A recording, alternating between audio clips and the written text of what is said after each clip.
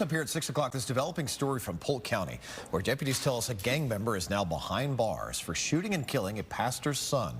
This happened early yesterday morning right outside a church in Winter Haven.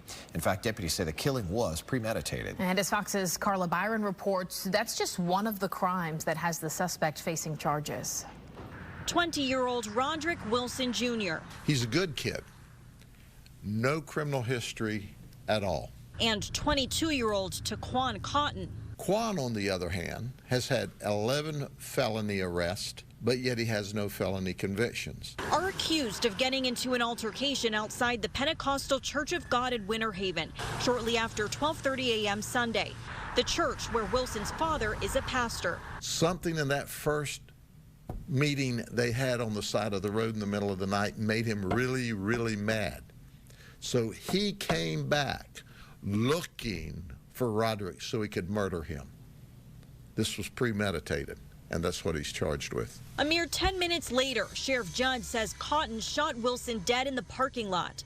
He then ran away and wasn't found until 12 hours later in a nearby neighborhood, where the sheriff says he kidnapped a woman. And detectives were closing in on him. He ran up to a woman at her house and grabbed her by the throat. The sheriff says Cotton's mother showed up at the scene to help deputies arrest her son. But that's when Cotton turned on his mother. And he bites his mama. What is he thinking? Well, he's not thinking. I just wish Mama had bitten him back. But we bit him with the system.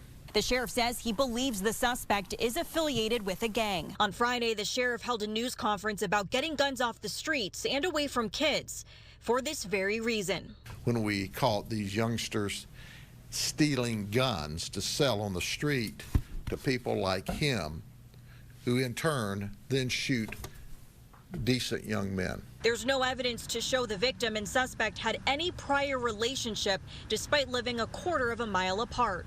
Reporting in Polk County, Carla Byron, Fox 13 News. And although deputies have a suspect in custody, they still don't have the gun that was used in the crime, and they believe Cotton actually passed it off to someone else. Anyone with information could receive a $5,000 reward.